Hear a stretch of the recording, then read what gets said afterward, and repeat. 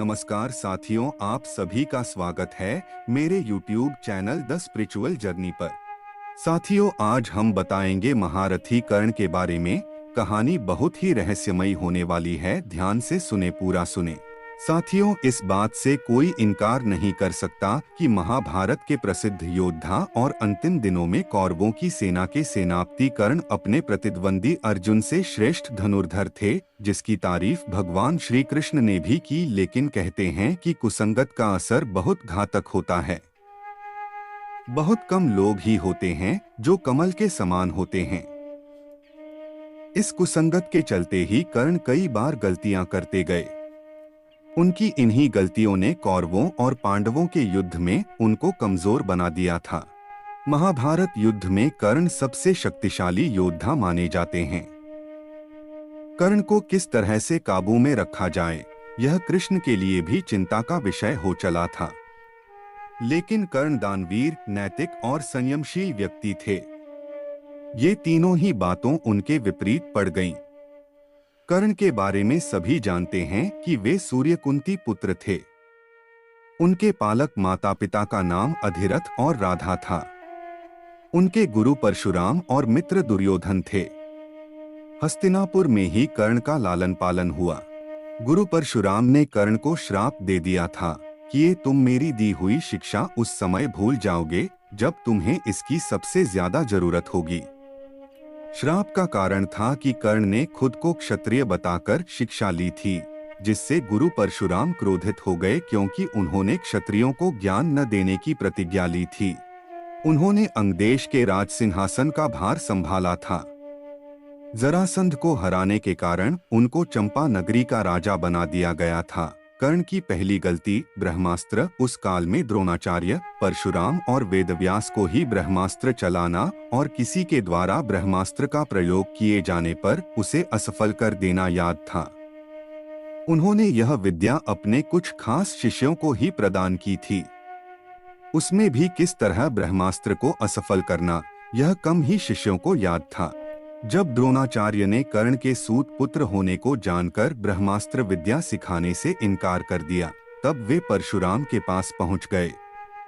परशुराम ने प्रण लिया था कि वे इस विद्या को किसी ब्राह्मण को ही सिखाएंगे, क्योंकि इस विद्या के दुरुपयोग का खतरा बढ़ गया था।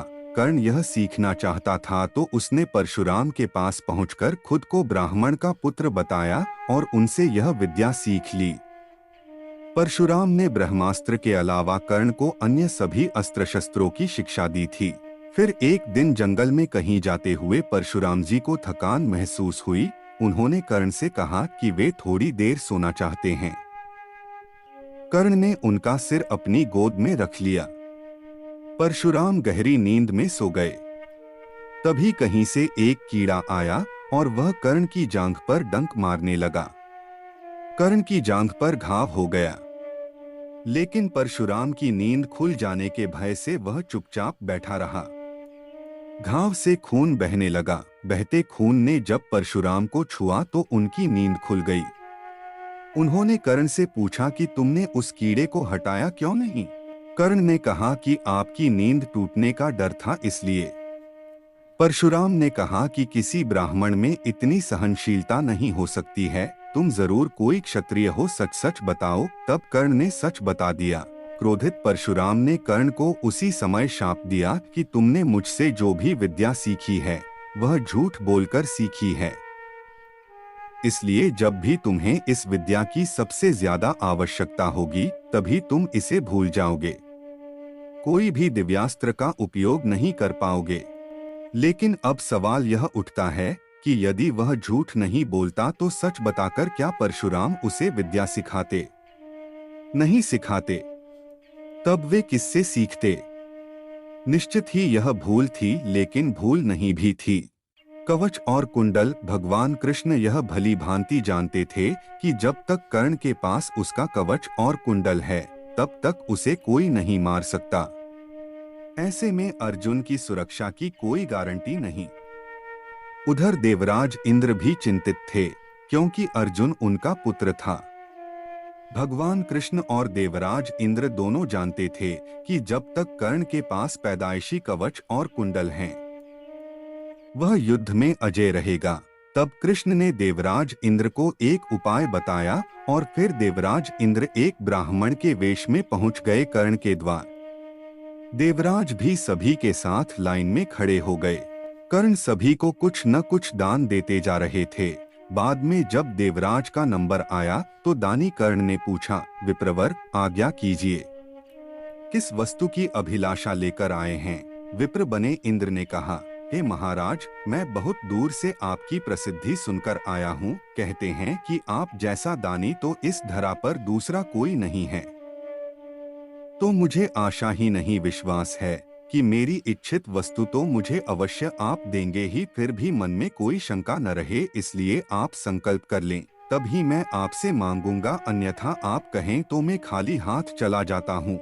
तब ब्राह्मण के भेष में इंद्र ने और भी विनम्रता पूर्वक कहा, नहीं नहीं राजन, आपके प्राण की कामना हम नहीं करते, बस हमें इच्छित वस्तु मिल जाए तो हमें आत्म शांति मिले। पहले आप प्रण कर लें तो ही मैं आपसे दान मांगू। कर्ण ने तैश में आकर जल हाथ में लेकर कहा, हम प्रण करते हैं विप्रवर, अब तुरंत मांगिए। तब क्षद्म इंद्र ने कहा, राजन, आपके शरीर के कवच और कुंडल हमें दानस्वरूप चाहिए।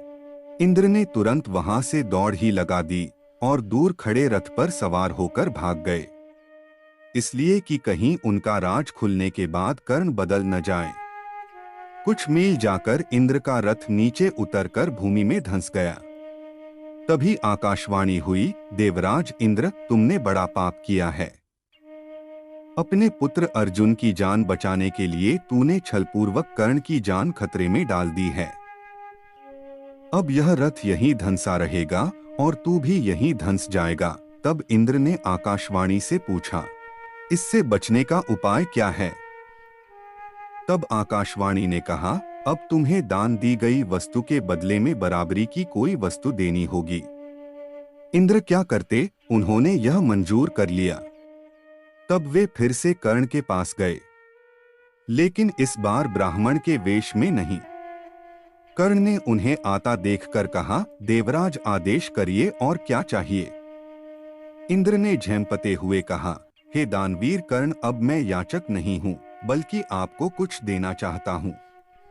कवच कुंडल को छोड़कर मांग लीजिए, आपको जो कुछ भी मांगना हो। कर्ण ने कहा, देवराज, मैंने आज तक कभी किसी से कुछ नहीं मांगा और न ही मुझे कुछ चाहिए। कर्ण सिर्फ दान देना जानता है, लेना नहीं। तब इंद्र ने विनम्रता पूर्वक कहा, महाराज कर्ण, आपको कुछ तो मांगना ही पड़ेगा, अन्यथा मेरा रथ और मैं यहाँ से नहीं जा सकता हूँ। आप कुछ मांगेंगे तो मुझ पर बड़ी कृपा होगी।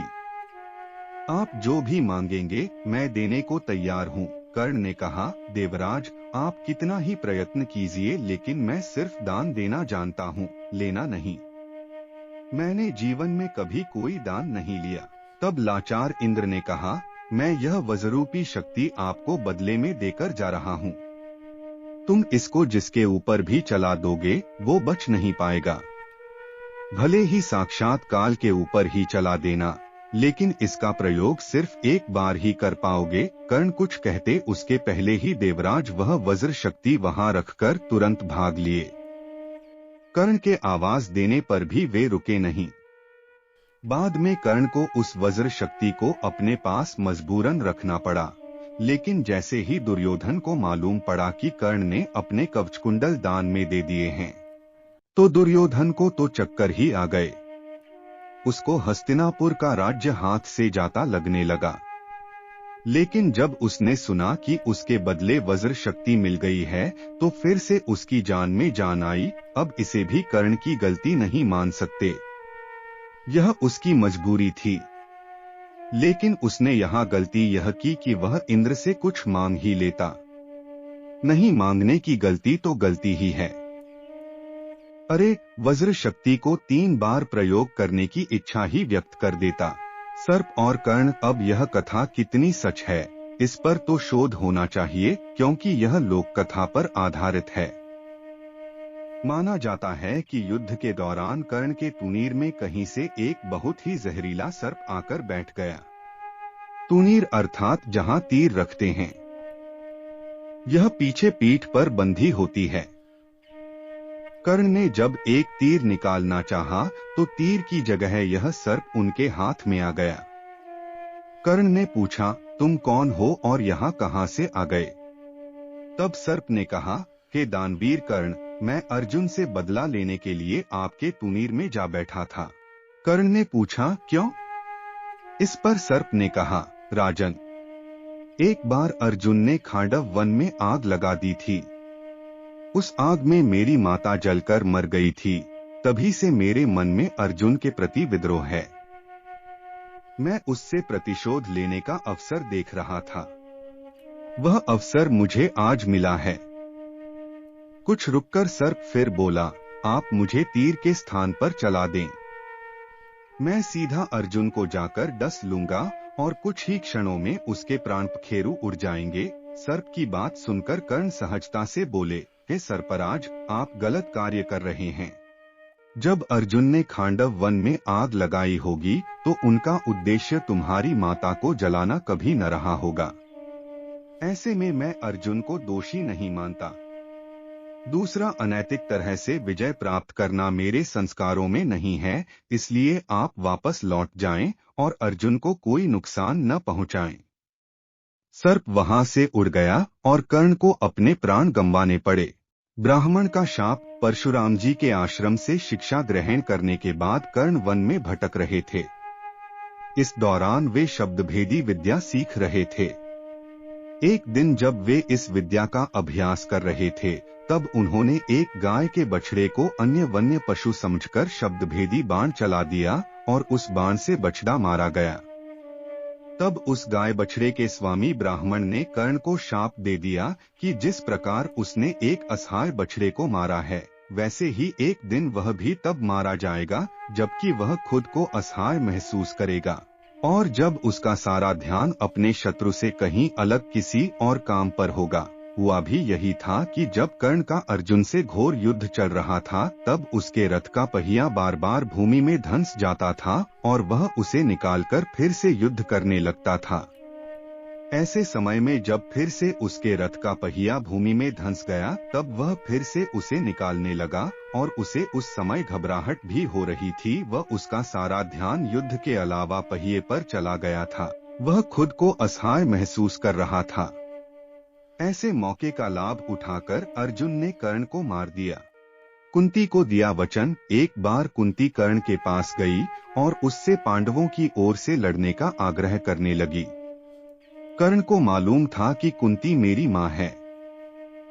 कुंती के लाख समझाने पर भी कर्ण नहीं माने और कहा कि जिनके साथ मैंने अब तक का अपना सारा जीवन बिताया उसके साथ मैं विश्वासघात नहीं कर सकता। तब कुंती ने कहा कि क्या तुम अपने भाइयों को मारोगे? इस पर कर्ण ने बड़ी ही दुविधा की स्थिति में वचन दिया, माते, तुम जानती हो कि कर्ण के यहाँ याचक बनकर आया कोई भी खाली हाथ नहीं जाता। अतः मैं तुम्हें वचन देता हूँ कि अर्जुन को छोड़कर मैं अपने अन्य भाइयों पर शस्त्र नहीं उठाऊंगा। इन 5 गलतियों के कारण कर्ण मारा गया था। आज के सेशन में इतना ही। धन्यवाद।